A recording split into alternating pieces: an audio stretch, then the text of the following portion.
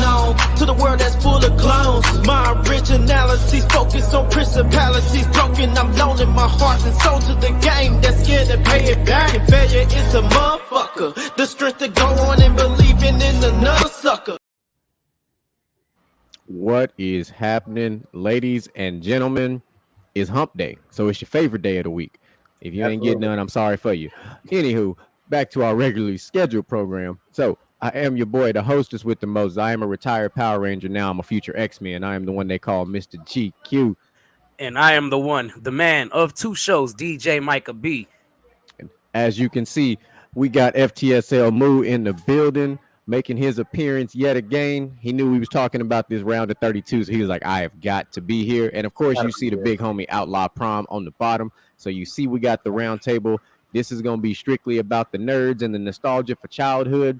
Here's my disclaimer. I've been preparing this disclaimer all day because I know some people going to be upset. Oh, why you ain't put this show on there? Why you ain't put that show on there? Listen, this was the round of 32, and this consisted of shows from WB, Cartoon Network, Nickelodeon, Boomerang, everywhere. We went everywhere. We can only pick 32. If you don't like it, guess what? Go complain to your side chick, your baby mama.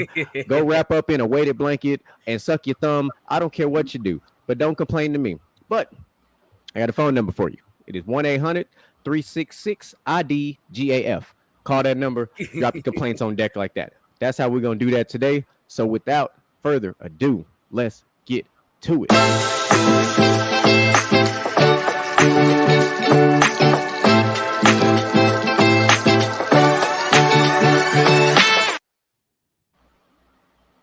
Oh, yeah. I'm ready for this one. I like your energy. You came out with the bullshit today. Time, you know, I just had to let it be known real quick. That's really what it was. So Moo really excited, bro. It's been like that all day. We've been talking about this for we months. Planned this, yeah, we planned this about a month and a half ago on a random night. Like, it's just, I think it was a Tuesday, and we just stayed on the phone and we just came up with a whole bunch of stuff. As you can plainly see, we got it on deck. It is ready to go. So, as you can see, we have got the bracket. We got currently the north side of the bracket with the number one seed on this side here. So you have got SpongeBob SquarePants on deck. So we're going to go ahead and get this thing crunk. So the first matchup we got on deck, we have got SpongeBob versus Doug. So I'm going to start with you, Outlaw Prom. State your case, talk your shit, make your argument, sir. I feel like SpongeBob is certainly more iconic because it's been on since we was kids, and now our kids are watching it. But it definitely fell off in quality around season 5 or 6. Now the writers are just throwing things on the wall and just like, this is an episode now. I feel like if you go back to Doug, it was consistent all the way through. It might not have the notoriety of SpongeBob, but I feel like quality-wise, Doug was that show. Yeah, Lou, what you got? All right, so growing up on both these shows, this was definitely more of a compelling matchup. I think it gets better as we go on. But as far as pure nostalgia goes, I'm on the side of SpongeBob. Now, I definitely hear my mans below me as far as consistency, right? But SpongeBob had like a 5 to 6 year run where it was just bangers after bangers after bangers. And I think this is what does it for me when it comes to SpongeBob, right? The songs are so legendary. I can't possibly put Doug over this, like the halftime, the bowl song, right? I still use, the jellyfish jelly song, you know what I'm saying? If you ever frequent, you know what I'm saying, we got a restaurant out here called Lazy Dog, you know what I'm saying? If you ever frequent the peanut butter and jelly sandwich burger, hey, theme song, right? I'm trying to tell you, one of the best, okay? It's one of the best sandwiches. So I can't, just for good purpose, and my little brother's in the next room, so he hears me put Doug over SpongeBob. I might not make it till tomorrow, so that also influences my decision in this as well. Just gotta let y'all know, just throw a little disclaimer out there. So SpongeBob gotta be it over Doug for me. DJ Michael B, what's up? Man, all I gotta say is do do do do do do do do do. Get the hell out of here, bro. Look, I understand. Y'all say SpongeBob is consistent for 5 or 6 years. That might be true. But after the band concert in season 2, that was pretty much it for me for SpongeBob. There is no value in SpongeBob to me. It's just a thrown together show, and I'm not hating on SpongeBob. It It never grew on me the way it did on other people. Obviously, it's iconic, and I even picked it to be a number 1 seed. So I didn't know it was gonna get matched up against Doug though, because the rest of it was all drawn in a hat. So yeah, I'm taking Doug. Doug is that guy. And speaking of sandwiches, patty mayonnaise. Hey, you see what he did there. So I'll give you that. yeah, I mean, That's a bar. but see, that's the thing. See, we talking about it just like DJ Michael B. He dropped that iconic, very simple theme song. Doug had a very simple theme song, but as kids, we was in the chair bopping our heads and shit to that simple thing right there. Of course, we know SpongeBob had its moments. We know about the episode with the sentence enhancers, and of course, we know about the band episode, which is still like the most viewed episode. But it isn't now the thing that makes SpongeBob so compelling. SpongeBob did stretch over 2 different generations. It hit us as kids, and then it hit the kids behind us. So it did stretch pretty far. Doug didn't make it much far past our childhood. So like that's what gives like SpongeBob the edge in that perspective. Mm-hmm. But when you talk about quality of episodes, listen, man, Doug was a young boy going through puberty, had a crush on the girl that the bully wanted. Like it was like everything we ever saw in high school. Like it was literally our lives in high school. Like you met a Doug in school. Like everybody went to school with a Doug. Like Doug's best friend was black, even though he was blue in the cartoon. Yeah, we're not even gonna put the cap on that. His best friend Skeeter was definitely black. I don't care what nobody say. His name was Skeeter. And pause on that name, bro. Do y'all remember that show? What was it, Cousin Skeeter? Yeah. Oh, come on, man! Now you taking it. Look, that's how you know. That's how you know Skeeter and Doug was black. Yeah, 100%. Oh my goodness! I mean, but Skeeter, he had the, you know what I'm saying, he had the high top fade, you know what I'm saying, with the orange hair, and he had swag though. My boy was dripped out literally every episode. Had some he did. He was a brother for sure. He definitely has some riz, as they like to say these days. He was that guy. So DJ Michael B, you gave a nod for Doug. Moolage, what say you on that one? I'm still with the SpongeBob, but I feel like I'm outnumbered here. What say you, Broski? I'm gonna have to go with Doug, man. I know SpongeBob has stretched over 2 or 3 generations, but I feel like it's been written by ChatGPT lately. The script makes no sense. I'm going with Doug. Yeah, no, I'm in the same boat, and depending on who you talk to, this may go down as an upset. It is an upset. Oh, definitely. Doug has officially advanced to the Sweet 16. Now, this next one, this is gonna be tough. This is probably DJ Michael B's favorite show and my favorite show, and they got matched up, and I hate it, but it's what happened. But we have got the Animaniacs, one of the few shows that taught us every kind of random lesson we ever learned in school, and then we have a show that was arguably 15, maybe 20 years ahead of its time in Batman the Animated Series. I say that because I just finished watching Justice League Unlimited, and I just restarted Batman the Animated Series again today for, I don't know, the 1 millionth time. It feels like. Thank you, HBO Max, for that, because y'all they the goats for that. I'm telling you, I can watch all of my childhood shows because of HBO Max. So I'll start this one off. Batman the Animated Series is the GOAT. We already knew that was coming. First of all, let's break this down. Let's break this down like this. When that song hits, it's like when you hear Star Wars at the very beginning. You know exactly what's finna happen. When that initial symphony hit, when Batman initially starts, you already know how dark it was, how very adult-like this child show was. And this was what was so dope about this is it was literally the theme song was a symphony with a video in the background. There were no words being spoken. It was just Batman chasing motherfuckers, whooping motherfuckers' ass. And then he said, I'm going to stand on this building with a thunderstorm in the background as a shadow. Let the lightning hit me in the back. Like very iconic opening. Like when you can open up a show with no words, how do you compete with that?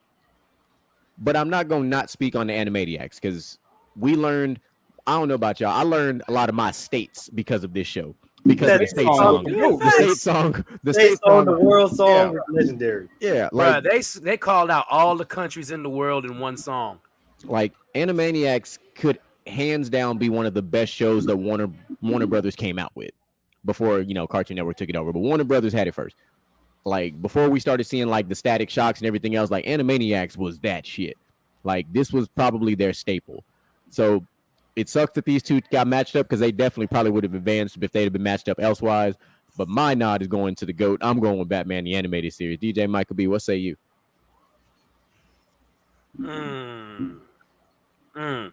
Well, number one, Batman standing there. That's flexing as hard as Cell did, waiting for them dudes to get stronger. In Dragon Ball Z, Cell waited 7 days for them dudes to get stronger to contest it. Whoo, boy. I am a huge Batman the Animated Series fan, but I'm even more of a bigger fan of Batman Beyond. I can see that one. That's another one that was ahead of its time. You could argue them shows are basically one and the same. Yeah, you could. Another fire ass theme song, by the way. Young Bruce, old man Bruce. I don't know, dude. This one is I'm gonna go with the cartoon that taught me a lot. So I'm gonna go with Animaniacs because Animaniacs taught me how to say crazy all different kind of ways. All right, Moolers, what say you? All right, so this is very interesting, right? Because not only am I a Batman the Animated Series fan, I am like a huge Batman fan, right? I got the Joker tattooed right here. I got Batman tattoo on my calf. So like I'm in this to win this, okay? Like me and Batman have been like this since the day of birth, all right? Like that's been my guy, all right? But I gotta give a shout out to the Animaniacs, man. Like they not only taught me a lot, but it's different how like before it's time the Animaniacs work, right? Because they were doing a lot of what we see now in cartoons prior, like messing with the real world, messing with their producers, right? Like the writers are making jokes about the producers, about the problems that are going on within the company. Like we get that kind of inside comedy or inside humor now, but we were getting they're breaking the fourth wall, right? You know, breaking that fourth wall like that. We were getting that with Animaniacs as kids, and that in itself was so legendary. And they probably gave us one of the most legendary lines of all time. Hello, nurse. So I still use that line to this day, right? Like I remember back in high school when you know what I'm saying, one of them Jones used to walk by me. Hello, nurse. Where you going? Hold on, wait a minute. Take my temperature real quick. You know what I'm saying? So like this one is probably going to be the toughest one for me, just because I hold a lot of personal feelings with both. But I got to go with Batman, man. Like the pure iconic, right? Like just too iconic, man. The fact that he has no powers and we're still gonna give you this work, you feel me? You can get these hands at 3 a.m. on the corner. At 3 a.m. You feel me? On the corner in front of the Gotham police station, okay? And then he gonna drag you in there and throw you on Gordon's desk and then walk out of that thing like a thug, okay? No, he don't even walk out. You look left, look right. He done disappeared on your ass. He gonna cut the lights and he gonna be gone, okay? Listen, Batman was the originator of ghost mode. Literally, I'm out of like there. that man will be be mid-sentence talking to this man. This man is gone. He's out of there. Like, don't turn your back on him. How are you a professional at ducking off, bro? This is also the only Batman that doesn't growl to hide his identity. Oh yeah, most definitely. He just disappeared. He's like, I'm out. He just, hey, I gotta go. I'm out. I gotta go. You feel me? Streets is calling. I'm outside with it. You know what I'm saying? So I gotta go with Batman. Just too iconic, too legendary. Yeah, that Batman gotta do it for me, man. Yeah. Outlaw, what's up? So I'm gonna have to give Animaniacs its credit. It's a bad matchup. Like I'm voting for Batman. Like I'm just letting y'all know that, but I'm gonna preface it by saying the Animaniacs had a lot of humor that we see nowadays. Like our good friend above me said, like breaking the fourth wall, insulting the executives in the company. That's some shit you see on Rick and Morty, and that's like 25 years removed. And I'll also say the Animaniacs had a really good reboot on Hulu right now. It's still pretty funny. Yeah. It's basically for the modern era, but it's still pretty funny. But Batman is just too iconic. You ain't beating that.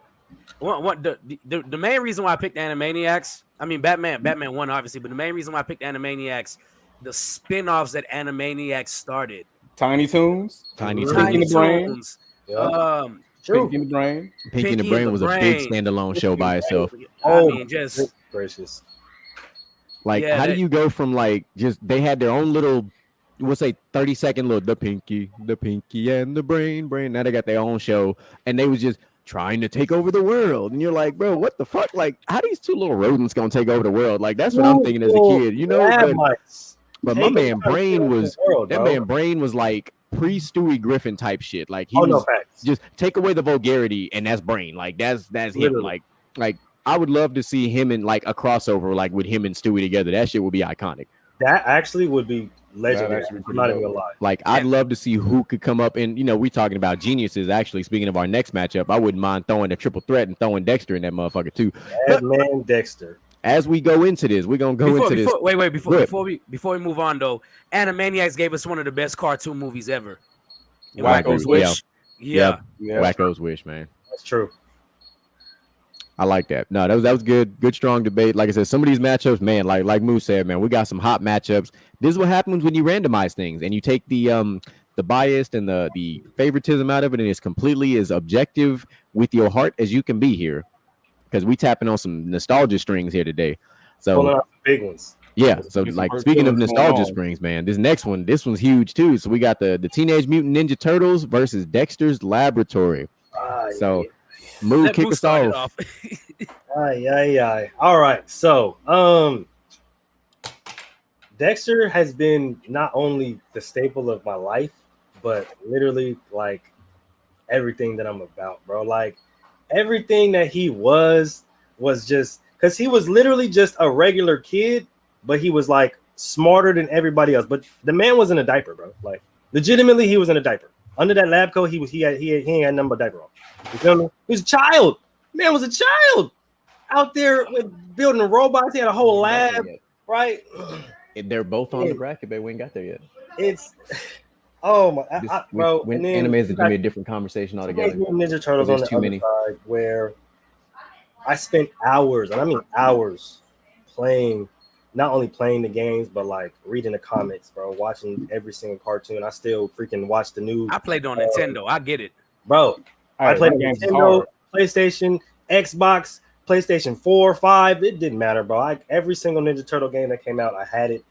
Every single show that dropped, I watched it. Movie, it didn't matter. I'm about to go watch the new movie with my kids in a few weeks. But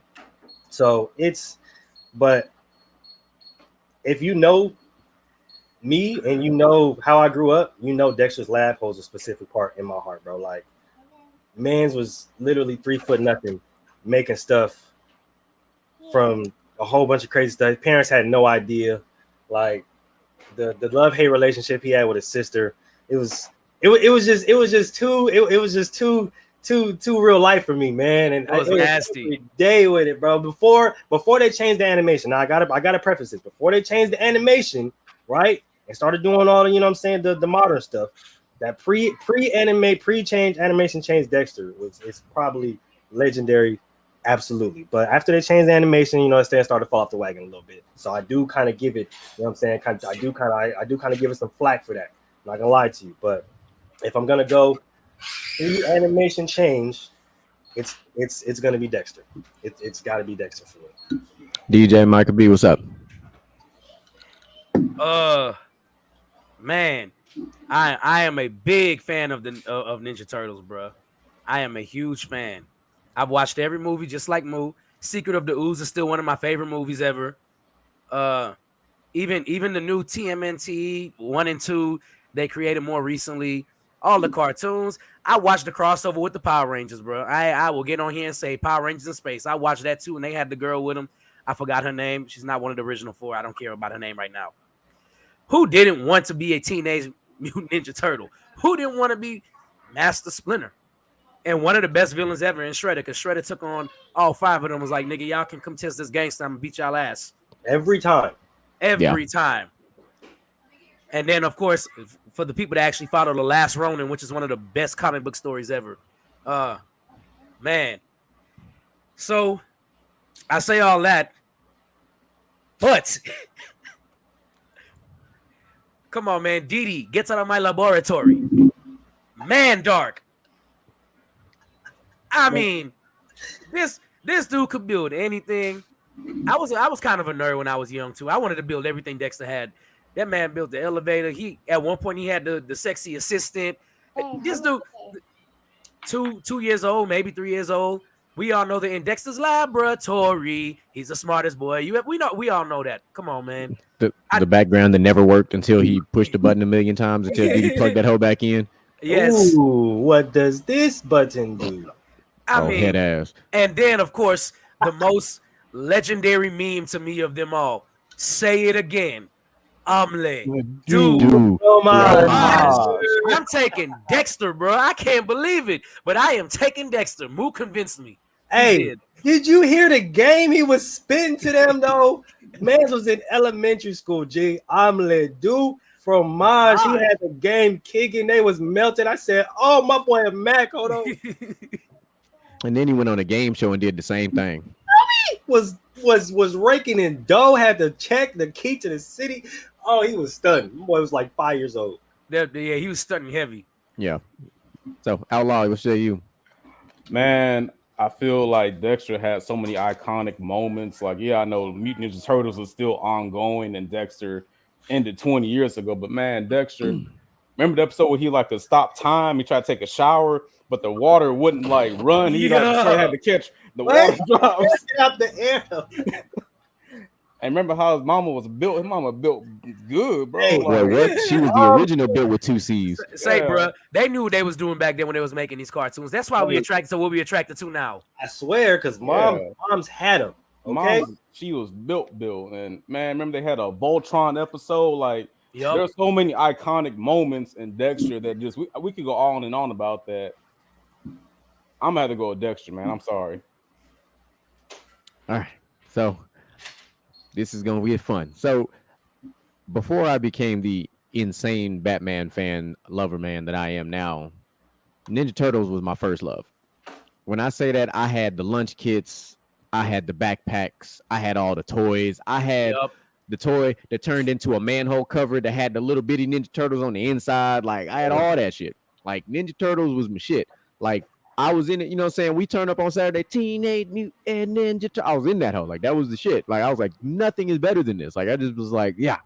That song defines the 90s, bro. Like, it's It so does. 90s. Not to mention the quote unquote live action movies that spun off of it. You know, go Ninja, go. Like, we just know all the stuff that happened because of the Ninja Turtles. And that's the only hit Vanilla Ice has. I don't consider Ice Ice Baby a hit. It had, but it had to get matched up with Dexter's Laboratory, which is like the problem.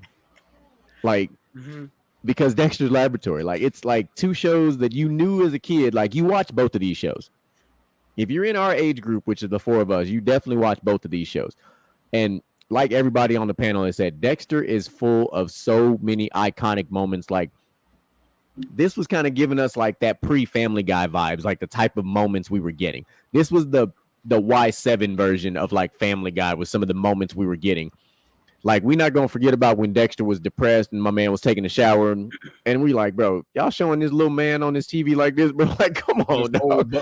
You know, like, what are we doing here? But, like, Dexter was like, it was a kid show with adult moments, but it was still like a Y7 show. So you're like, how am I supposed to feel about that? Then you got Dee Dee's annoying ass. Like, you every time you seen her, you wanted to punch her in a big water jug head. Like, you know, you were just like, always walking in this fucking ballerina outfit, and you're like, bro, like, I think she had like 2 iconic moments where she saved Dexter's ass a couple times, but other than that, she was always causing problems. That's all you can say. That's all you can say. And then we're not gonna forget about Dexter's lame ass dad, boy. How do you get that man's mama? I don't understand. That man didn't do a motherfucking thing. He had money. How he get that woman is insane. Now, damn that. He got her. He ain't just he got her pregnant twice. Man, he got that real Jerry from Rick and Morty energy. You feel me? She had Jerry from Rick and Morty. She had Carl from Aqua Teen Hunger Force. Oh man. But I can't believe I'm gonna do that. But I gotta give the nod to Dexter's Laboratory as much as I'm trying not to be a fanboy. It was hard, but like, that's the first sweep. Like, that's hard, man. Because I wanted to go Ninja Turtles, but like the iconic moments of Dexter's Laboratory just takes it over the top for this matchup in particular. You know what? I think part of the problem is most of TMNT's iconic moments are outside the cartoon. Yeah, the cartoon had a great theme song, but like everything around it. The games was more iconic. The movies was more iconic. Oh yeah. Hell, the very first live action that hit the theaters, bro. The way they CGI'd it up, bro. Shredder looked nuts in that seat with all that CGI and shit. Like, and he beat their ass until they finally synced up, and they looked. And then of course, the elevator scene. They was all killing it in the elevator before they went to get into that fight. Before they bounced off. Yeah, like that type of shit. And you seen that shit has been memed up too. Talking about me and the boys, we pull up to the club. Yep. And that's how it be though. That's really how it be. That's after we finish pre-gaming. That's on the way. Mm-hmm. We on pre-game, and we got a couple of these in our system, and that's exactly how it is. Yep. Somebody got the little Joan in the jacket. You know what I'm saying? Take a little swig, and we bounce on the shoulders. But no, man, at this time we were still drinking the original Four Locos too. The So original Four Locos was dumb. If you drink one of them before you go to the party. Death in a can. That's what I've always called it. You you about 2 or 3 beers away at the actual party from being straight gone, bruh. I haven't did the Hennessy Four Loco challenge, and I had to go pick him up and carry him out of Buffalo Wild Wings, and he was still under 21. Oh no. Yeah, I think, but Dexter, I think the other side of it is like you got some dope spinoffs like within the show, right? Like, you got the Super Friends, the Monkey Super Monkey. Yeah, right? Super Monkey was my dude, man. Super Monkey was like I think without Dexter's Laboratory, I don't think you have a show like Phineas and Ferb. Exactly. Yeah. I don't think you have a show like Fairly Odd Parents with what is it? Is it the Crimson Chin? Yeah. The show within the show kind of stuff. Yeah. Within the show. Yeah, it is. And I mean, yeah, because of course, Phineas and Ferb was the platypus that never talked, but was just whipping ass all the time. Hold on, his name is Perry. We gonna get that right. All right, hey, don't fine. be Call him Perry now. we call him. It's all right. Look, in my humble opinion, spoiler alert, he ain't Phineas and Ferb making it out the first round, but we'll get there when we get there. Let's get to this next matchup. Another one, very interesting matchup. We have got the Powerpuff Girls versus Gargoyles. Okay, this is the first matchup where it's like actually makes sense because they're both superheroes against each other. And I said I wasn't gonna start, but I'm gonna go ahead and cast my vote for Gargoyles right now, and I ain't gotta say nothing else. Yeah, no, I'm gonna second it just because I had my daughter when she was I think around 6 months old, and we was watching Gargoyles on Disney Plus. And I was like, bro, you just forget like something about the cartoons that we had a list of like 10 or 11 that were just way ahead of their time. And Gargoyles was just another one. Like that show could have came out in 2005 and still hit the same. Like, oh, for sure. Like it, because like especially if you're into that old timey, but then you still got the futuristic, like of course the Gargoyles was way back when, and all of a sudden they were frozen, they come into the modern world and you're like, hey, this is kind of dope. But like, it's that whole like, got to be home by the streetlights mentality. Facts. You got to be back on top of that castle before you turn the stone. But we're not gonna forget about the episode when my man got stuck in the park. Oh yeah. My man looked like a brand new statue with some birds and a bird nest on top of him for the whole day.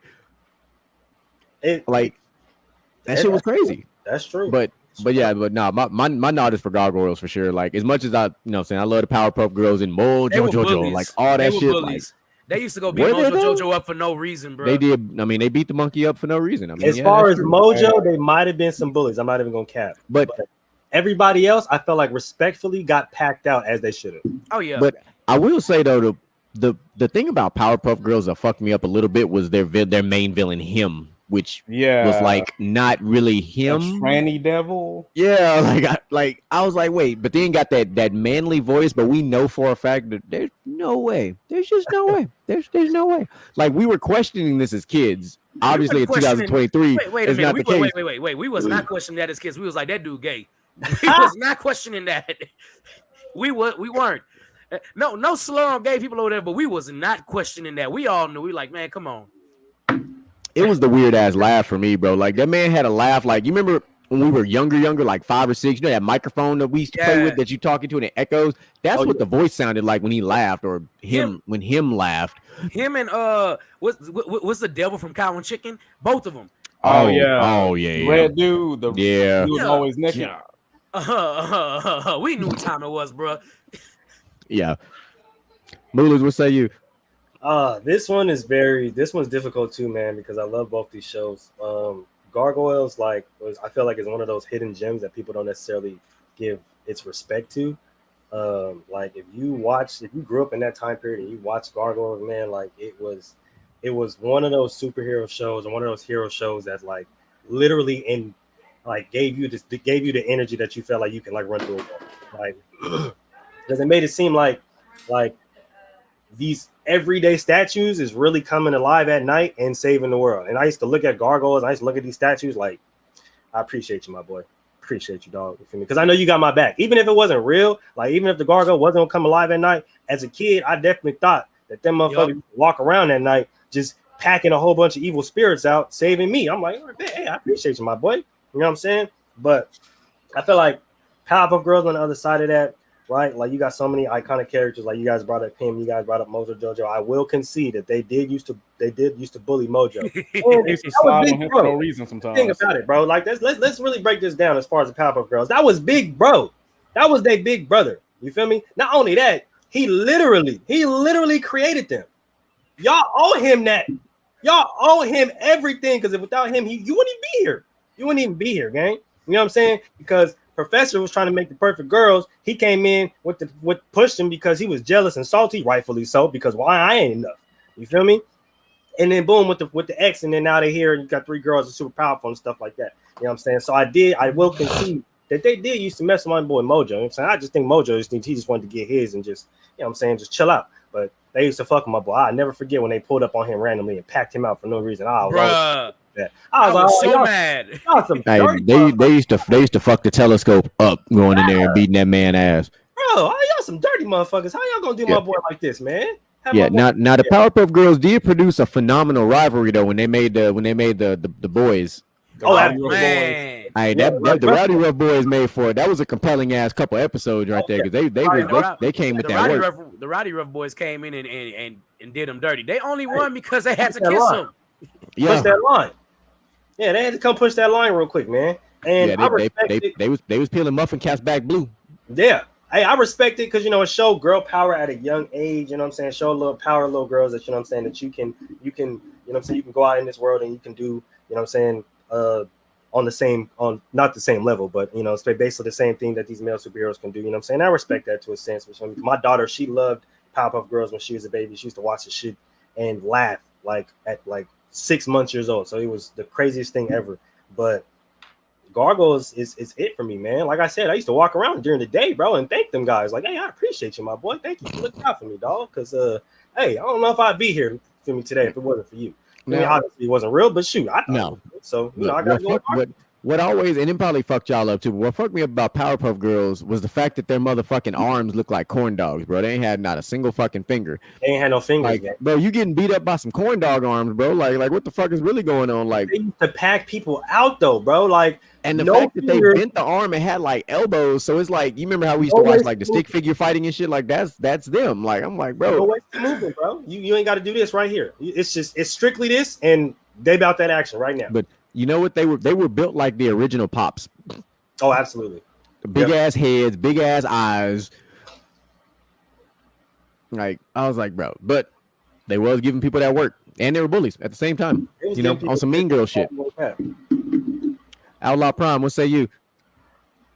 I feel like I'm gonna go with Gargoyles for the reasons I'm gonna get into, but some credit to Powerpuff Girls. They had a lot of adult humor that you didn't think about as a kid. But I remember there was one episode, man, where there was this big red dude in a suit of armor, and he was like, I guess like Galactus, but their version of Galactus. And they had like the whole Great Value Justice League trying to beat this nigga up, but his armor was too strong.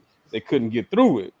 So the Powerpuff Girls, out of nowhere, they had this weird power they only used once. They combined into a flaming kitty and rubbed against the dude until he got soft.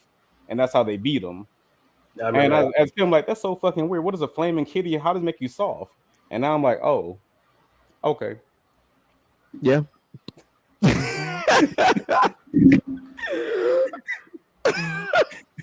Hey, because you really had to know. Yeah. You know, and like as adult men, we know now. You feel me? But like, when you get that fire, you know. But yeah, back to Gargoyles. Man, Gargoyles had like a very adult story, not like in a are rated R, but just like adult themes and matured undertones that we as kids couldn't appreciate. It's probably why it didn't last very long, but for what we got from Gargoyles, it was an incredible show. Yeah, very, very futuristic. You had the OG, that taught everybody. You had the leader. You had his love. You had his love interest who ended Who up never acted right. She would never get right. no. She came over, and then all of a sudden she turned to the dark side, and you're like, what the fuck? And then she get all the futuristic weapons trying to blow their ass up and shit. And we ain't gonna talk. Hey, the savage though, the dog gargoyle, bro. That motherfucker is a savage. He be chilling until it's time to get real. And then don't forget the little troublemaking ass motherfucker, the little green one. When he hopped on that motorcycle and hijacked that shit. I'm like, bro, what are you doing, bro? Just like a little ass kid, bro. Like, come on, dog. What are you doing? Man, Gargoyles was hard, dog. That's one of my favorites. That's for sure. Disney franchise. They sleeping on that one. Yeah, that one. I mean, yeah, definitely a slept on. Would love to see that one rebooted. I would love to see a live action. I think live action. I think it could do well. Same. If they go live action, I'd prefer it as a Disney Plus show as opposed to a movie. Okay. I think it would do better as a show than a movie. If I'm being real, because catering to this current generation, I don't think they would appreciate it like we would.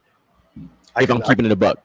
But as a Disney Plus show, oh yeah, now that hoe could be on some Game of Thrones type shit. Like you could get real creative with how you do this shit. Oh, definitely, especially with that one. That one with the CGI now. Yeah, because you could get real creative with that one. Insane. So we got that one. Gargoyles has moved on. Let's get on to another little crazy one here. We got Phineas and Ferb versus the Teen Titans. I'm gonna go ahead and get this one started. And I'm gonna tell you right now, the Teen Titans getting my vote because first of all, Teen Titans arguably was one of the greatest action cartoons, not anime. Missing what I said, ladies and gentlemen. I said cartoons because anime is different. We have a different round of 32 for the anime. Teen Titans for a kid show was very adult. Like very much so. Like Slade was beating their ass on the regular. Like they could not. It didn't matter how hard they trained. It didn't matter what they did. Like Slade always was 2, 3, 4, 5, 6 steps ahead of them. Like then they, you brought like I don't know. It was such a great show. The action was great. They still were kids too, so they had like their little kid moments. But when it's time to whoop that ass, they pulled out to whoop that ass. Robin was like, "I'm gonna beat your ass with this stick." Then they have their moments where each individual character has like their moments. Like it took forever, but then when you finally got the Raven and the Trigon episodes, and you're like, "Oh shit, her daddy is literally like the strongest fucking villain in this whole goddamn show, and he could take the world over in no time." And here she is like, "Oh, I don't like to celebrate my birthday because on this day this is gonna happen," and you're like, "What the fuck?" Like everything about that show to me was like perfectly well done. I told my brother about this. I had Lil Mama watch that one. We all the way caught up on Teen Titans. She loved that shit.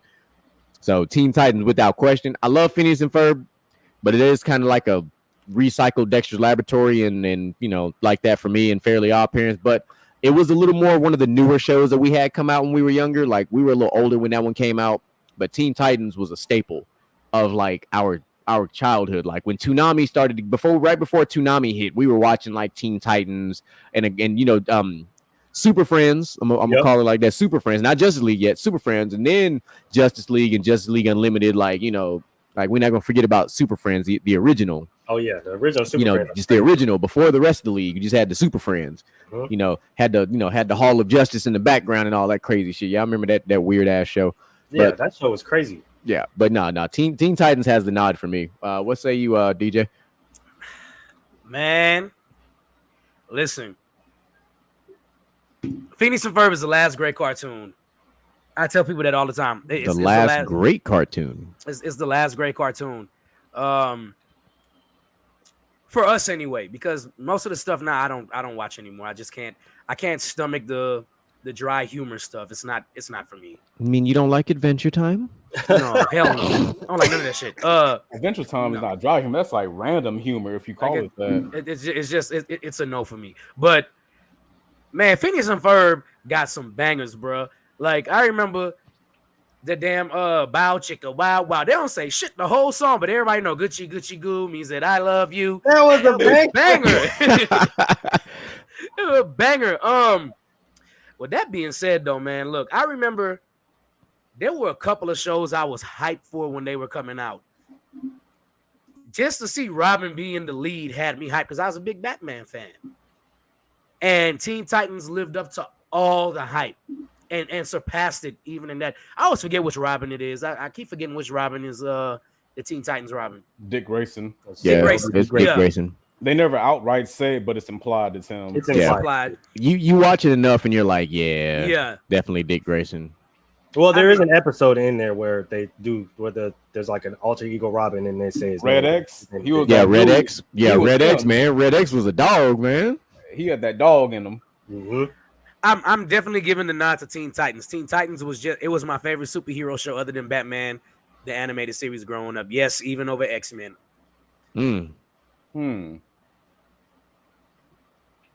Hey, All right. Look, hold on. Let's Your go boy ahead, Goat said DJ sounds so different with the mic. That's because he ain't never heard your DJ and your DJ voice. Well, yeah, because I feel like I'm DJing right Look, now. he trying to clown. He said now you sound. He said you sound high pitched. He's like, look, Oh, stop it. listen, Goat, you just came off of hitting puberty, bro. Stop the cap. Yeah. He just got a little bass in his voice. I'm telling you, look, he ain't got no, you know, he got a little water behind the ears. You know, it's drying up, but he got a Just little a little water. bit.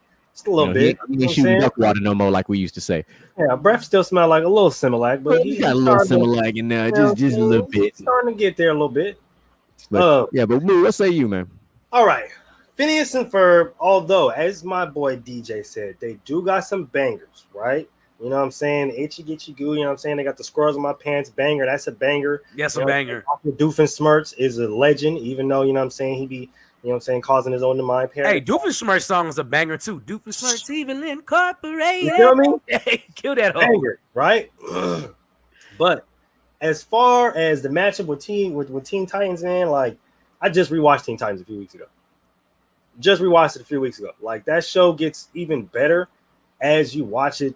Like, the more you watch it, bro, like, just the drama in it, the storyline, right? And it's the little stuff that's within the show that like, if you read comics, then you actually catch, right? Like the Red X, right? The Red X, that's what's supposed to be Robin's quote unquote alter ego, but it's Jason Todd. Mm-hmm. It's literally It had to be Jason. It had to be Jason.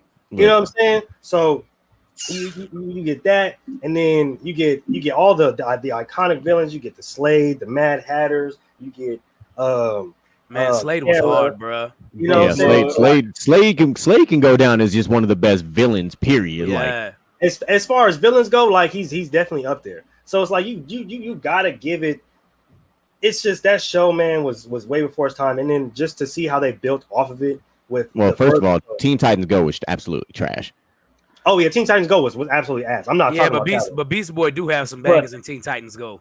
As far as them trying to bring it back with now the Young Justice, right? And then you have the other ones that you can see, like, that you can watch online that aren't directly available on any streaming apps, like those kind of shows. No, HBO Max, my boy. Yep, Oh, let's see, boom, HBO Max. Because Justice League versus Teen Titans is one of the best Man. DC animated movies. Like, DC animated that movies is a of all time. phenomenal movie right there. Absolutely. So it's like just that when it comes to, and then like even the Teen Titans, they had a whole movie like against Slade with the Tokyo, and then they had a game. And if you really know, right? If you really was a kid that grew up back in the day, you know how many viruses you used to give your mom's computer or your dad's laptop playing the damn Teen Titans game. The fighting game they had on Yep. CartoonNetwork.com. Yep. CartoonNetwork.com. If you knew about CartoonNetwork.com, I fucks with you because You we know used to what get I'm in trouble saying? playing So, that like- motherfucker in school. Yeah, like that. It's just pure legendary, bro. Every part, every facet of that show was just top tier. So for me, it's always got to be Teen Titans, always. Outlaw, what say you? So I wanted to say DJ Micah mentioned it earlier, man, but Phineas and Ferb was like definitely one of those last cartoons of our childhood because it came out like we were like already damn near teenagers. So I don't really have any really childhood memories of Phineas and Ferb. I thought it was like a great value Dexter. I really don't. I remember the theme song. I remember Perry the Platypus and Doofenshmirtz. But I don't really remember nothing else. I'm not gonna lie I to still y'all. watch it, so I've watched every episode, so I've sat through it. I just remember the one episode where like the doctor talking about like his childhood and like how he had a girlfriend, but she left him for a nigga with bigger hands. And I was like, what is these kids shows getting into nowadays? Oh, But nah, Teen Titans was legendary. I remember watching that with my brother when we was kids. You know, I remember actually watching that like Saturday nights, me, him, and Lil Roy. And man, the theme song would come on, you get fucking pumped. Mm-hmm. Teen Man, Titans. Did you ever notice like every couple episodes they It'd be changed it Japanese. slightly? Yeah, they start yeah. from Teen Titans. You're like, what the fuck? but But man, you knew it though. Japanese version, You knew it. or they would go to the English version. Yeah. But each of them had their own little cool little entrance, like Cyborg. Cyborg was just like any of us. You know, he got his first car, and he was like, "I got to make sure I keep that mug clean." Like he was big That about Joe clean. Hey, man, Beast Boy, you ain't driving my car, man. No, you can't. Like he was in that shit. Like it was fucking funny. And then there was Starfire. Saying you had to have an alien that wasn't from here. But of course, she fell in love with Robin, and we know how that goes. And then, of course, with the adult version of the Teen Titans, she falls in love with Nightwing, and you know the story. I ain't telling you. Here's my hot take, bro. I feel like if you watch the show, Robin and Raven low-key had chemistry. I low-key thought Raven was gonna be the sneaky link. I thought so too. If you watch the show, there was a couple of episodes like whenever I don't know if she y'all wasn't. caught this. So those moments in the shows where like Raven was kind of really down bad. The only person she would talk to was Robin. She wouldn't talk to nobody else. Like Robin was the only one that could go in her room. Mostly Robin. Yeah, like Beast Boy, she's ready to choke the fuck out of him all the time. Like on some straight Homer Simpson meets Bart Simpson type shit. Like she wanted to kill that motherfucker. But that was low key like little bro, little sister relationship with those two. But like Robin, oh yeah, they could have absolutely have been a love interest without question. So another good advancement there. So this one's gonna be fun. So this is like we got like Nickelodeon's version of Dexter's Laboratory and like this other show. So we got Jimmy Neutron versus Danny Phantom. These are interesting. This is a wild card matchup in my opinion. Like I'm, just me because I'm like, I fucked with Jimmy Neutron, like except for that big ass fucking head he had. Like he became the butt of a lot of jokes. Like, boy, if we told you in high school you had that head like Jimmy Neutron, boy, you was donezo. Gracious, he was Man. I'm telling you, because boys, we did have some boys with that. Like my man had the original 4K with that forehead, bro. Like we was like, come on, dog. Like, but Danny Phantom, though. Danny Phantom for me is one of them hidden gem shows. Like it was a newer show, came around, in that Phineas and Ferbish type of time frame, but the storyline was pretty dope. Like you got a kid with ghost powers, like, and you thought that sounded kind of lame, but then like as you watch her, you're like, you know what? Ghost powers are kind of legit, kind of clean. He did some creative things with it. I could fuck with some ghost power if I had it. I could do some crazy shit. Like you could really be. You could be pretty legit, if you have some ghost power. And I was like, all right. So for me, I'm giving the nod to Danny Phantom. I like the story more. Like Jimmy Neutron reminded me way too much of Dexter. Like way too much. Like it was like the experiments, the let me create a rocket ship, like all the shit that he did, the parents, the relationship, like it was the annoying siblings. Like it was all like, it was like Nickelodeon couldn't come up with a better idea. So they said, let's just take Dexter and modernize it. And that's what I felt about Jimmy Neutron personally. I could be wrong, but that's just how I felt. But I'm giving the nod to Danny Phantom on this one. So I got to say, Jimmy Neutron, it definitely was a great value. Dexter's Lab. I remember there was one crossover where it was him with Fairly Odd Parents, and it would switch the art styles.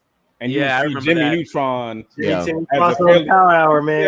Yeah, and he was as ugly as fuck as a Fairly Odd Parents character. I really didn't like Jimmy Neutron, but Danny Phantom, man, it was an interesting concept. I feel like if you sit down and watch the show, it actually wasn't bad, and it just kind of felt like a different take on the Spider-Man kind of story. Yeah. Yeah, that's the way to correlate. I was trying to figure out which hero to correlate it with, and you know what? Spider-Man is probably the closest story. Yeah. I'm gonna have to give that's a good one. Phantom. Yeah. Okay, we got 2 for Danny Phantom. What say you, DJ? Man, bruh. I am low-key leaning with Jimmy Neutron. And it's not even because of the series, it's because of the movie. The movie was very good.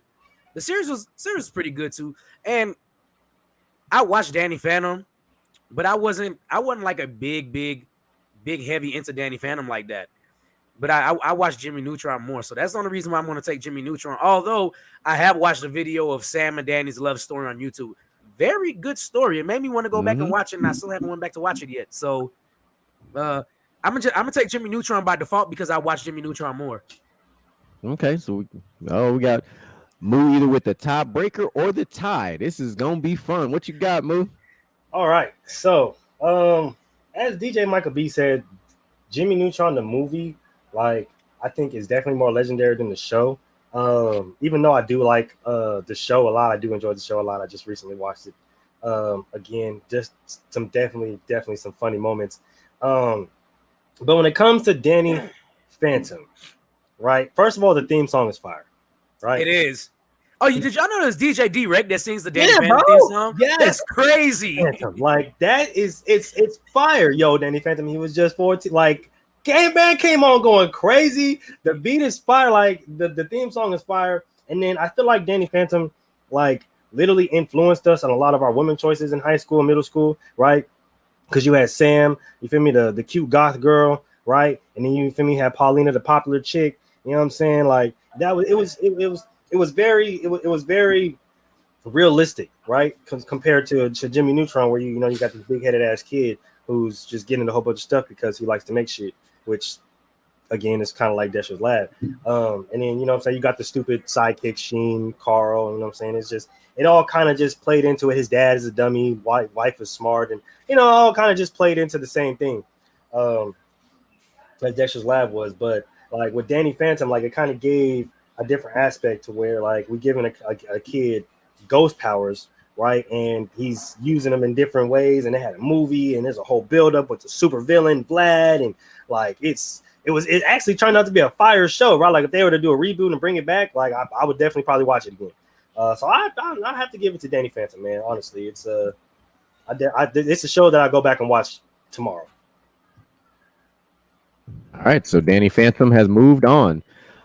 I think we're about to spark some arguments with this next matchup, because boy, this one hits a couple of different areas depending on who you are. Oh man! So you have got Yu-Gi-Oh versus Avatar: The Last Airbender. Boy, this one. When I did this random show, I was like, I can't believe this matchup happened. I was a little salty, but I wasn't gonna change it because I was like, this is gonna spark some shit. This is kind of the closest we're going to get to an anime matchup in this one. Yep. Yeah, because like matchup actually, like because of course it would have been even better, if like Yu-Gi-Oh and Pokemon would have got matched up, but it is what it is. But that would have even been even crazier. But Yu-Gi-Oh versus Avatar, man, like Pokemon, whoo, man, like this one's tough. Like, I'm not even gonna lie to you, because Avatar, of course, we had to spin off. You had Korra, and then there we got the live action coming up on Netflix. Like, so. But let's just talk about Avatar. Like, you got this little ball-headed kid with a blue arrow on his head. He's an airbender. You got all these elements. I always wondered that. He's a monk. So here's what's crazy is this show started with earth, fire, wind, air, and water. That was it. But then as the show progresses, we get blood bending. We get metal bending. You're like, wait, what? Lightning bending. Yeah, and you're just like, bro, what am I watching? Like, what is happening? And then you got the Avatar who has to learn all of this stuff and master all of this stuff. And then we're gonna talk about, of course, the one of the best sidekick ever. You know what I'm saying? My man Appa, man. My boy said yip yip, and my boy Appa pulled up like, shit was dope. And Appa was bodying boys, especially when they went to Ba Sing Se. And we all know about the legendary Ba Sing Se couple episodes. Like, Appa was out there bodying animals, boy. He was over there straight shoulder tackles. Like, he was the originator of the shoulder lean. Y'all just didn't know that. But then you got Yu-Gi-Oh. Man, one of our first like experiencing glimpses into a trading card game turned crazy ass show. Because I think we had Yu-Gi-Oh, we had Pokemon, and we had Digimon. Those like our three main shows that were also trading card games. Like, it's ironic. I actually, full disclosure here, I actually have been playing the Pokemon trading card game on my phone. I've been addicted to that motherfucker for the last couple weeks. That shit's fucking fire. Like, you realize how far Pokemon has come when you start playing this game, because there's some shit going on. I'm like, what the fuck is all this Mega Evolve shit and this Dynamax shit? And I'm like, bro, I had to go back and watch this shit on YouTube. And I was like, oh.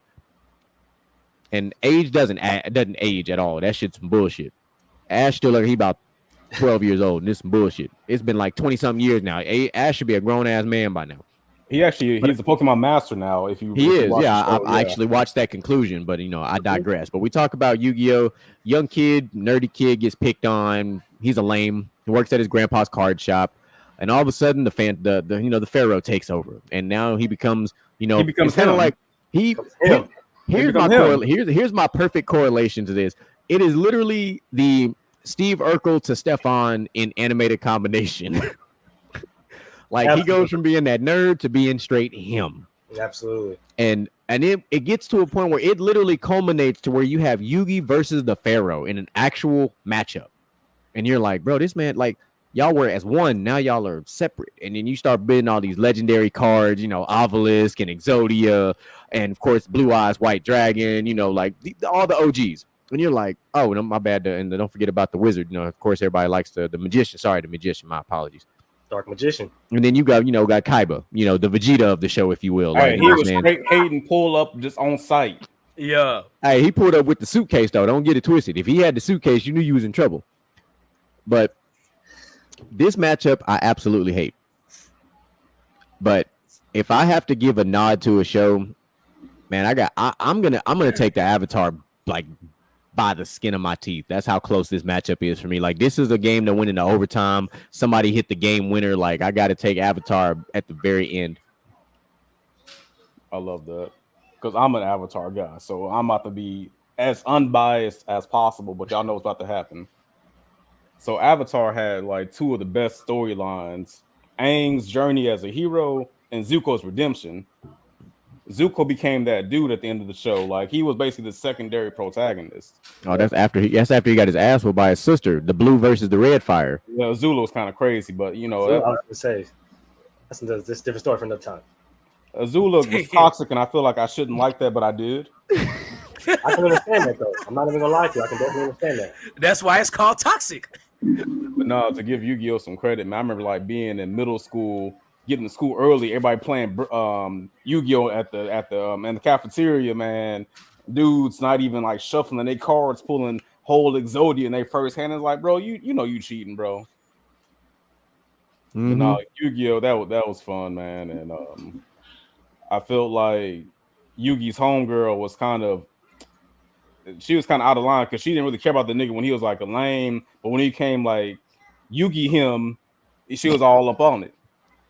Yugi him. So like Laura, treat him like literally. It's literally the Steve Urkel and Stefan. Like, that's exactly what it was. Cause Laura didn't give a shit about Steve either until like the bitter end.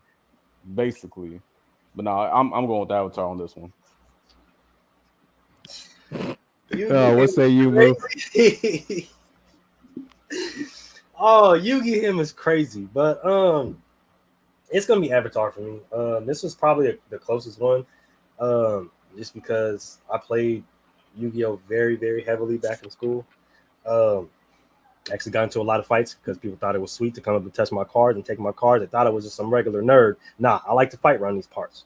Okay, so every school has the cool nerd that can fight, Brandon. And play sports. I guess it was me because they used to try me and right. You ain't I like to get down by my cards, gang. You ain't finna just touch me. I'm probably been trying to tell you my deck was cold. Okay, 3 blue eyes, right?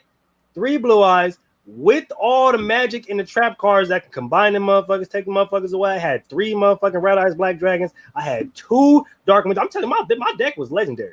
Okay, my deck was cold. I sold my deck for $500 when I got to high school. So my deck was cold. Yeah. You know how much that would have been worth now if you'd yeah, my deck now would probably be worth thousands. I'm not even gonna lie to you. Like, it was cold. I built it from scratch. Every single time I got a little bit of money, whatever the case was, I went to the store and bought cards, and that's how I literally had built my deck, and that's how I got some of these goddamn cards, legendary cards. I had 2 pieces of Exodia that I was trying to work on getting the other ones. Man, I'm trying to tell you, my Yu-Gi-Oh deck was out of this goddamn world. Right? So I used to definitely play heavy. Watched the series again just recently. I'm not really a big fan of what they did after. Right, like not the storyline after, but like, after with the other kid. You know what I'm saying? Like, it was cool, but it wasn't really, you know what I'm saying? It didn't hit like it's supposed to hit, right? But as far as Avatar goes, bro, like, I got an Avatar tattoo right here on the side of my face, bro. Like, that's how hard that series hit, bro. No cap. I'm not that committed. I got some Avatar socks, but I ain't got no Avatar tattoo. Hey, I got some Avatar socks. I got an Appa sweater, bro. Like I said, I got the right here, all the elements tatted right here, bro. Like Avatar really did it for me, bro. I go back and watch that show when I'm sad, bro, and I just want to feel It's good. a comfort show. It's a good comfort show. You know what I'm saying it definitely is, dog. A lot Like of the episodes, so you could just start wherever. Just the way it tugs on the emotions, bro. Like it hits every single facet for me, bro. Every single one. And the fact that Aang had to learn all of these damn elements at 12 years old in less than a year's time. And not only that, he beat the dog shit off the Fire Lord on the Comet Day. He said, yeah, I don't give a fuck if you're the strongest. I'm coming to beat your ass today, dog. That's what's going to happen. And then I'm going to take away your powers. You ain't going to be able to shit. I'm going to beat your ass, and I'm going to take away what you can do. That's the most disrespectful thing you could ever do. He tried to bend at that nigga, fail. He said, oh, shit, I ain't got no more. Yeah, ain't nothing in there, dog. I took all that fire away. That is probably the most legendary shit I've ever seen. Right, and if you read like the comics after how they go find Zuko's mom and then how it develops, how it goes into Korra, like it's just better. They need to go ahead and just animate that. I'm not even gonna lie to you because I'm gonna be glued to the TV. Yeah, we're missing a whole story that they have yet to put out. They're supposed to make like an Avatar movie that kind of follows Aang as an adult, so we're gonna see what happens. But it's Avatar for me, man. Like I said, I'm too committed. I wouldn't have the tattoo right here if it wasn't, you know what I'm saying, for that show. Like, gotta have it. Yes, sir. DJ Michael B, what's up? I would just like to start off by saying, Aang is that dude, bro. Aang is that dude, and I will take Aang over Naruto any day in a fight. I don't care what nobody else has to say. Aang will snatch his powers too. Like Naruto didn't have no bag. All he had was Shadow Clone and Rasengan. He had no bag. I mean, when he started to get beat up, he had to call on Kurama. So you feel me? Yeah. Oh yeah, nah. Listen, Aang is straight clapping Naruto. It's not even a discussion. Aang is a monster. But with that being said, bro, let me explain something to y'all real quick, bro. All right. Avatar had some cold storylines. Everything about Avatar is legendary. It is a legendary show. But man, these damn trading card TV shows defined our childhood from elementary to junior high and a little bit of high school. Yu-Gi-Oh takes it for me just on the one episode where Yugi and the Pharaoh had to switch in and out, and they couldn't know what the other one was doing, and they still won. Hey, that was and they didn't think Yugi knew what he was doing. Yugi laid the trap card. Everybody knows. And I'm gonna put this one face down to end my turn. You know, you got attack mode, defense mode. Yeah, let me put this cliffhanger on you real quick. You know, so, and we all knew the only thing I didn't like about Yu-Gi-Oh! A lot, we all knew what was coming whenever Yu-Gi-Oh! Was in the buy. He was gonna draw that damn blue eyes white dragon, when in reality the red eyes was better. That or he was gonna draw that mirror card that sends the attack back and destroys the other monster. Yeah. Or Monster Reborn and bring somebody back from the dead real quick. That Monster Reborn bring back Dark Magician, man. Stop playing. Actually, I think Yu-Gi-Oh! Anime. Don't forget the pot of greed. I pull the pot of greed and I draw 3 extra cards. You like how they played on the show does not make sense to the game. They were just cheating on the show. They were cheating on the show. Yeah, because I downloaded the Yu-Gi-Oh! Game on the PS5 and I was like, bro, this is not how the show goes at all. Like you gotta have it's not at all. Like boys was doing the most on the show. I'm gonna give my nod to Yu-Gi-Oh, but man, I agree with all y'all about Avatar. Avatar is just, Aang is that guy. You know, y'all know what I really want to say because we all know Aang is black. Y'all know what I want to say. Oh, nah, Sokka and Katara are black. What, man? Listen, Aang some kind of black descendant. I don't care what y'all got to say. Man, look, that episode when Korra got kidnapped by the Fire Nation and got locked in that cell and they took her little water thing away and she made herself sweat. Hey. Yeah. Hey, that's a goated episode too. Like she was like, you said, "Oh, you gonna take my water away? Watch me work out." Not to mention, you gotta give the props to Sokka, right? Because he didn't have no powers, no bending, right? No, he was smart. He had Riz. You know what I'm saying? Like he was really in his bag every single. Like either I'm finna figure out a plan to get us up out of this zone, right? Like I'm finna take out Combustion Man. That's what he named him, right? Combustion Man. Take him out with the boomerang. You know what I'm saying? Like Sokka was a dog, right? I just feel like my boy don't get the love. No, man. Like Sokka reminds me so much of Krillin in Dragon Ball Z because Krillin was like, "Hey, y'all can come catch this fade, and I'm gonna knock some niggas' heads off, but I still might lose in the end." I felt like Sokka had way more wins than Krillin did. Krillin got some wins, bro. I mean, he beat Gohan. You know what I'm saying? Like that tells you enough. Oh, here you go with the tournament episode. Oh god, all right. He beat Gohan. But you're right. Hey, a win is a win. But we also not gonna forget about the point is Krillin was very crafty, just like how Sokka was. He was gonna find a way. He was crafty. And then we're not gonna forget about Zuko's uncle, old creepy ass old man.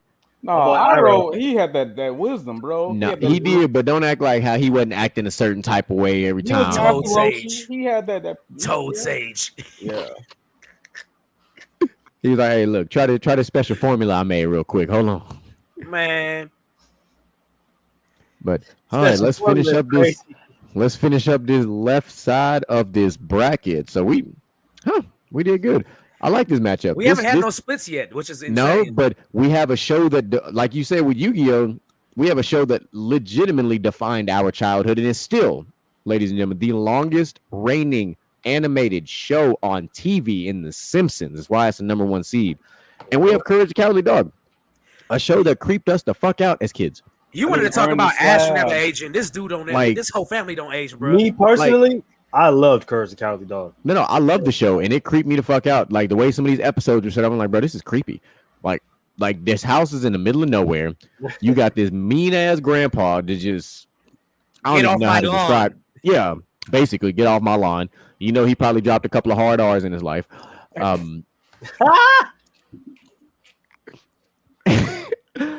And then you had his wife, which you know he put hands on her. You know he put hands on her. I don't care what nobody say. This man put hands on her. Eustace was an abuser, bro. Yeah, 100%.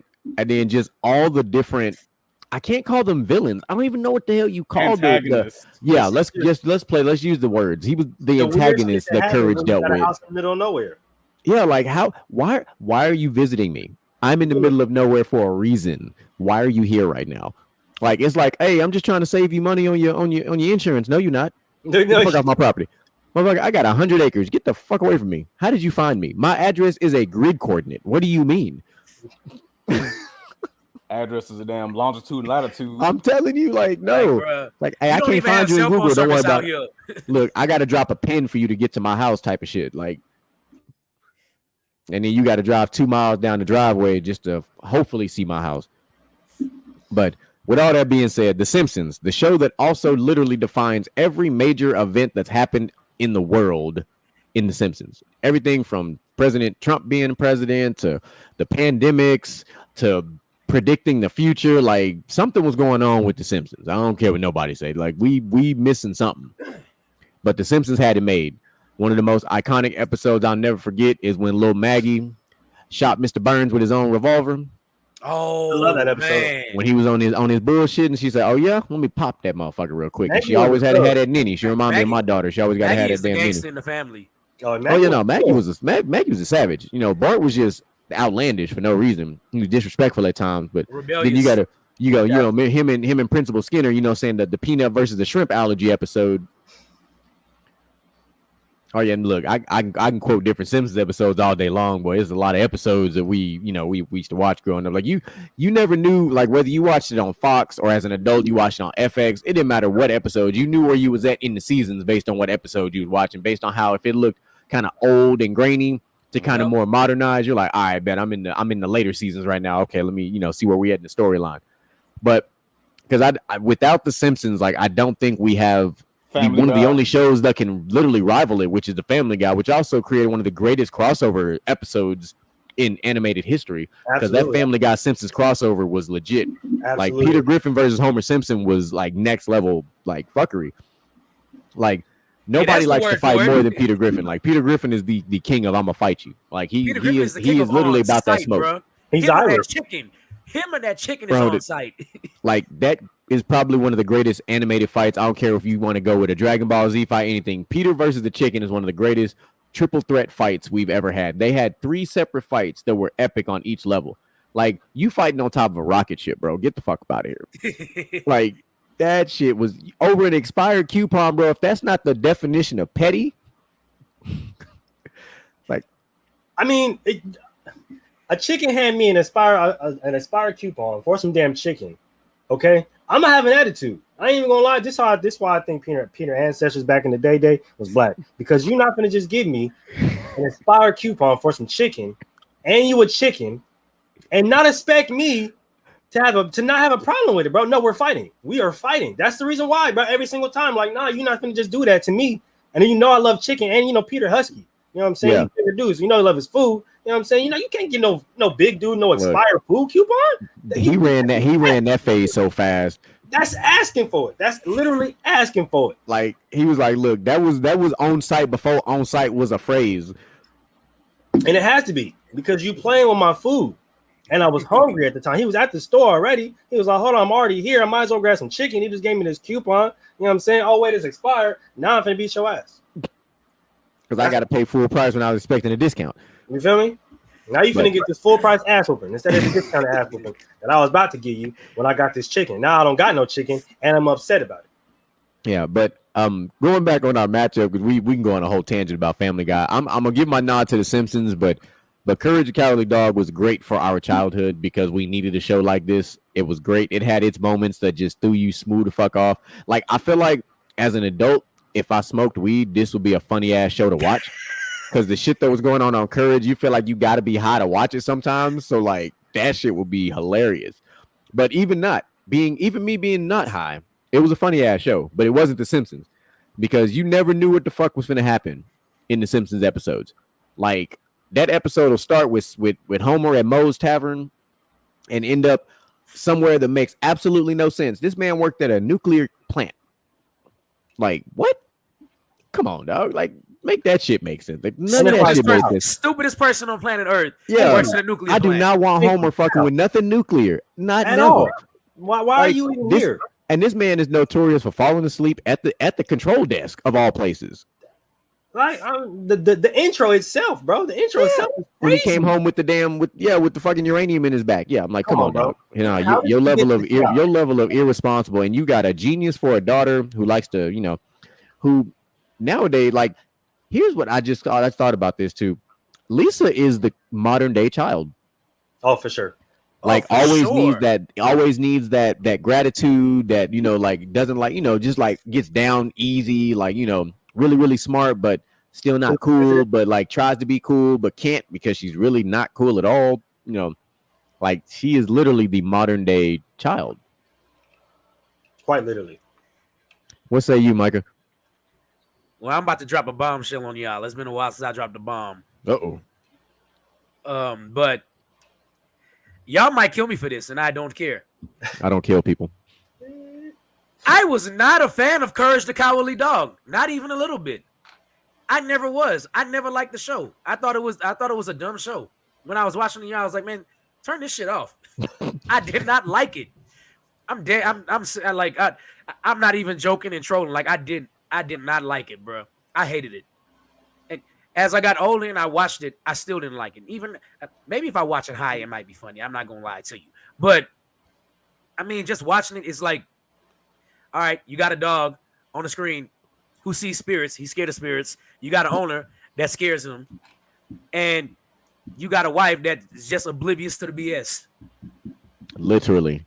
Like, the show just never made sense to me, and it still doesn't make sense to me. With that being said, since we were talking about how gangster Maggie is, for Moo, because Moo doesn't know this, let me explain something to you, Moo, real quick. Kalissa is Maggie, bruh. GQ's daughter is Maggie. She is bruh. She talk back to this man. She'll throw stuff. She does not care. You will pick her up and hold her, and she will slap you across the head with something. Kalissa is Maggie, and that is you know. You know. And I'm going with The Simpsons, obviously. Look, and I'll be ready to fight on site. Kalissa is Maggie, bro. I be wanting to fight Kalissa so much. Oh, shoot. Before she could talk, she was talking that shit. You want to talk about whatchamacallit is the modern day Lisa's the modern day child? Well, hell, Calissa is the modern day. Maggie is the modern day baby for shit sure. And what's so crazy is she still got the ninnies on deck. Yeah. Oh dang. But you ain't been around the ringleader enough yet though. The ringleader is I know his daughter. yeah, that's we put them two together. That's the terror squad. That's the light skin coalition right there. Oh like, my goodness. no cap. We was at another one of our friends' pool parties, and they was sitting there having a whole conversation in a language we did not understand one bit, but they was in it, like heavily invested. And I'm like, what is going on? Like they talking, hands moving, and I'm like, wait a minute. First of all, one of them about to be 4, and the other one just turned 2. How y'all even understanding each other right now? What's going on? What are you talking about? One of y'all is closer to talking English than the other, but y'all found a middle ground and made it work. Like that's our terror squad right there, man. That is normal. They're both extremely smart, just like Maggie too. So I'm not gonna. Yeah, it's kind of scary actually. Yeah, that's yeah. Alyssa already started lying and being devious, and she not all the way 4 yet. She 3.5. Oh my goodness, this is hilarious because I have 2 daughters, right? So I didn't been through my share. You guys, it's funny that you guys say that because my daughter was literally Maggie, like at that age. Like I'm talking about with the pacifier, the big pajamas that hung off her feet. She would crawl around everywhere. She was Maggie, bro. Like she would pick up the little toy guns. She'd pick up any goddamn thing, and don't let her hold on to it for long. She's still that way. She's 5 now. Start school this fall, and I'm absolutely terrified. For who? The kids or her? Oh, I'm terrified for everybody else. I'm terrified for everybody else. Quick little story about my second child. That is my twin. That's what everybody calls her. I don't know why, but they call her my twin. She's born on Valentine's Day. So everybody thought that she was just going to be this sweet angel. No, absolutely not. She is a legitimate no limit soldier. Okay. That is how she moves. That is how she rocks. And you will not tell her otherwise. All right. Wow. If you do tell her otherwise, be prepared to fight because she will fight you. There was a particular time where one of my homeboys brought his son over, and she was playing with this toy train, and he walks up and he grabs it at her hand. Now, when I tell you that right hand went back so fast and was cocked and ready to let fly, if I didn't catch her in the moment, like, hey, you bet not. She looked at me. She said, "Yeah, you lucky this nigga saved you because I was finna get on you. I was finna get on you, G. You might want to get my train back, or it's a problem." You feel me? That is head strong, boy. She said, "Daddy, I'm on his head." Hey, and she really bout it because I'm trying to tell you, not only is she smart, she's crafty, she's sneaky, she's strong as hell. She's been strong as hell ever since she came out the womb. Okay. It's something about the girls, man. Not the it's one something about the girls. Okay? And she got an older sister that's even worse. Okay, she had just like my mama and I. That's a whole nother story for a whole nother time. When y'all got about 3 days to listen to it. Okay, not 3 days. 3 days, because that's how long it's gonna take. That's how long it's gonna take me to tell you that story about my oldest daughter, and she'll come. She had to come here and tell you herself. It's the whole thing. I can't get into it right now. But it's gonna be the symptoms for me. But just because, like, literally, my daughter is Maggie, and my son is growing into Bart. Like, I already see it. I already see it right now. My son's gonna be Bart. He's already like that. He's the type of look at you and do something just because he's looking at you. Like, you tell him no, you tell him stop. He gonna do it, right? He gonna do it. Looking at dead in your soul, like right here in the middle of your eyes. He's gonna look dead in your shit. Like, yep, I'm finna do it. Ain't shit you can do about it, punk. And then walk away smiling. That is my son. So The Simpsons is like probably literally my life. I'm not even gonna lie to you. I'm more like Homer Simpson than I would probably like to admit. Which is fine. Yeah, but you don't be drooling talking about donuts and shit all the time, though. Not necessarily drooling, but I do love me a good donut. I'm not even gonna cap. Oh no, hey, look, I fucks with a good cake donut on any day. You know what I'm saying? Especially with the pink, you know what I'm saying, with the pink frosting and then a little sprinkle on there with a little almond milk, you know what I'm saying? But yeah. So I do know a lot about how thuggish and gangster children can be, especially ones that embody cartoon characters. But with Courage the Cowardly Dog, I've always loved that show. Always had like a genuine connection to it. Again, I have a Courage the Cowardly Dog tattoo on my calf. It says "Things I Do for Love," which is quite literally my life because oh my God, the things that I do for the love of my family is absolutely crazy. The Of struggle. course, I love these niggas, but hey, goodness gracious, the things these niggas put me through is absolutely insane. But Courage gave us one of the most legendary episodes that we've ever seen to this day. Was it when Muriel got turned into a kid? Is it that one? It's either that one because she was so picky about the damn mac and cheese, bro. That shit was. That's like having kids, though. But yeah, was that not like having kids though? I swear to God, it was. I don't even like mac and cheese. That shit's crazy because she was really on my man line. She was on my man line so tough, like he was fed up. I ain't even gonna lie to you. But the one with the Pharaoh, return the slab or suffer my curse. My man Eustace wasn't going. What's your offer? What you offering, G? Because if you ain't throwing the right number, I ain't giving this slab. But bro, you might as well keep it pushing. Go to the next house. It's like 20 miles down. Because you ain't buying nothing over here, gang. No. What's your offer? I did like that episode. 200 that episode miles. was gas. He stood firm. My man even got turned into the whole slab himself and was still, man, what's your offer, bro? I ain't going, bro. What's up? I ain't finna budge. That taught me how to haggle before I even knew what a haggle was. I ain't even gonna lie to you, bro. This man was Clint Eastwood from Gran Torino before the movie came out. What is your offer, G? Don't come at me with no bullshit. Don't come at me with no bullshit offer, no low offer. Don't lowball me, G. What's your offer, bro? Because I ain't going. You might as well go ahead and kill me because it's not gonna happen. That shit was probably the most legendary. But as far as the Simpsons go, they literally mapped out every single part of life for us. Like, if you want to know what's gonna happen next, just go watch the Simpsons. It's the Simpsons. That's all you gotta do. Just go watch the Simpsons. They literally tell you what's gonna happen next. I've been watching the Simpsons and I've been knowing what the fuck is going on every year. And nothing surprises me no more. I just watch. It's not even a surprise, man. I'm trying to see if either the Simpsons or Family Guy gonna make the episode about the submarine. It'll tell you. They'll tell you. And the Simpsons already got an episode about submarine. If you already knew that was going to happen, you just have to watch it. Can you imagine if the Boondocks made the episode about the submarine? Bro, oh God, there wouldn't be no black people in there. Oh God, that would be so good. That would be so good. They'd be in that submarine with fried chicken, Kool-Aid, all kind of crazy stuff, just a whole bunch of weed, Hennessy, and it's not. We're going on an underwater party boat, y'all. Like, no, my brother, that is not what that is. And it's not making it past 5 minutes because as soon as you tell black people you're going underwater, they're like, huh? We go what? Nah, we can get. I can already hear Riley, nigga, you dumb. Already over. We ain't going underwater. He said, this nigga said we going underwater. Nah, everybody get off. You mean under like submerged now? Like submerged? You gonna lock this? Nah, everybody get off. We ain't gonna do this. So there's something about the Simpsons y'all ain't mentioned yet, and I was wondering when it was coming, but I guess I'll go ahead and put it out there. The video games, Simpsons Hit and Run, the Simpsons arcade game when you beat niggas up. Simpsons Hit and Run was pretty legit. Hey, Bart this man right here, absolutely. Yeah. He ain't lying. Them video games. Not to mention, we did have one of the most iconic characters come from this show in Sideshow Bob, man. The OG serial killer. Absolutely. Then you also had the violent Tom and Jerry, Itchy and Scratchy. It's the Itchy and Scratchy show. Like the Simpsons was just trolling everybody. I forgot about the cartoon within the cartoon in the Simpsons. Krusty the Krab, remember Krusty Clown had a show in there. Oh goodness gracious! You had Duff Man. Yep.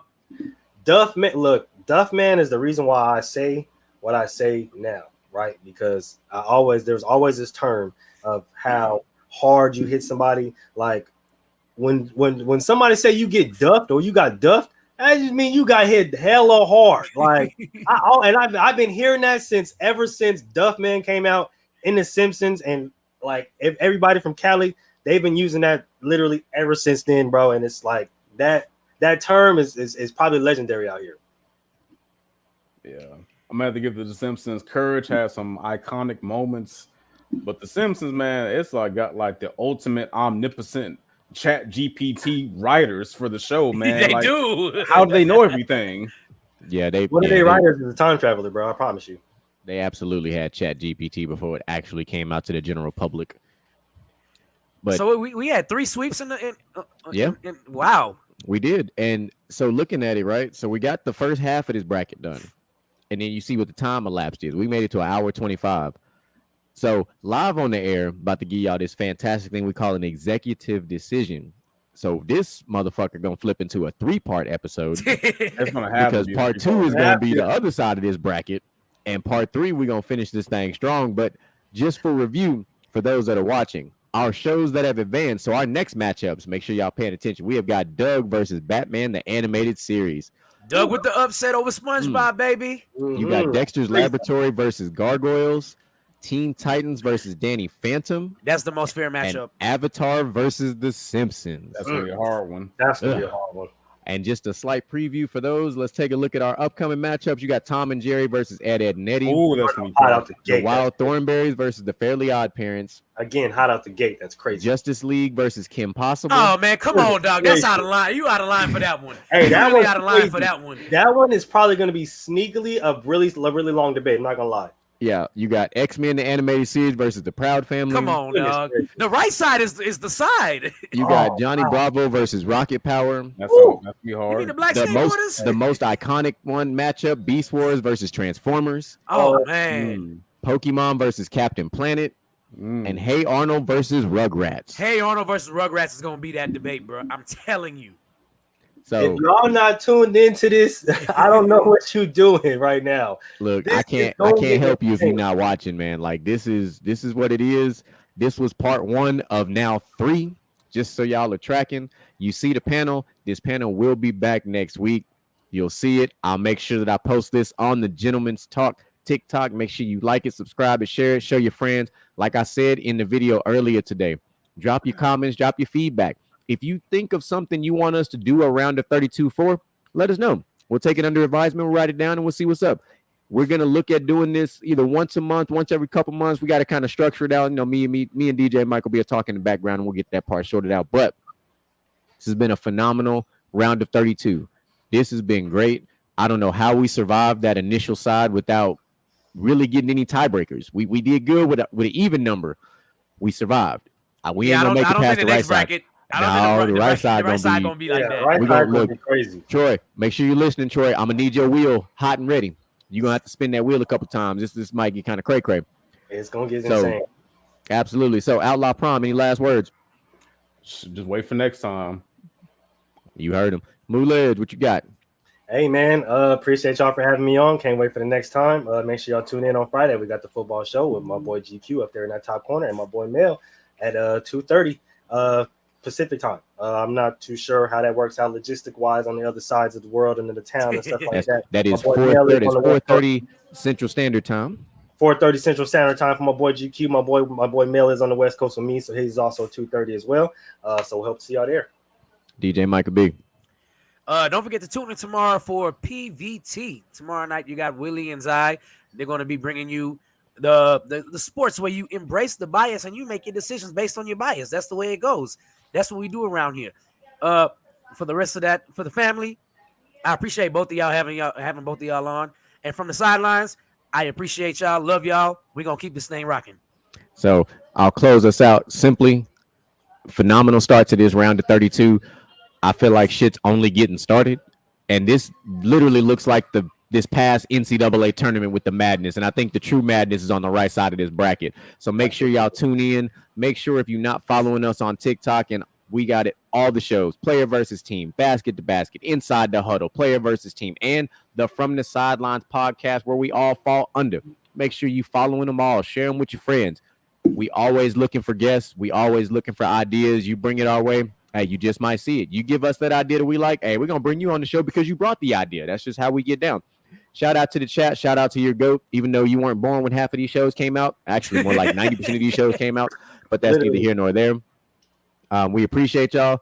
Y'all tune in. We got 2 more fire shows coming this week, and I'm telling you right now, that Inside the Huddle doc, hey, running backs, we here for you, man. That's all I'm going to say. Running backs, we here for you. We got your back. We got your back, running backs. We got your back like chiroprac, you know? Yep. Andre 3 stacks for y'all. Yes, sir. All right, and we out, y'all. When I'm in my zone, I feel like I'm alone. I feel like I'm unknown to the world that's full of clones. My originality's focused on principalities broken. I'm loaning my heart and soul to the game that's scared to pay it back. And failure is a motherfucker. The strength to go on and believe.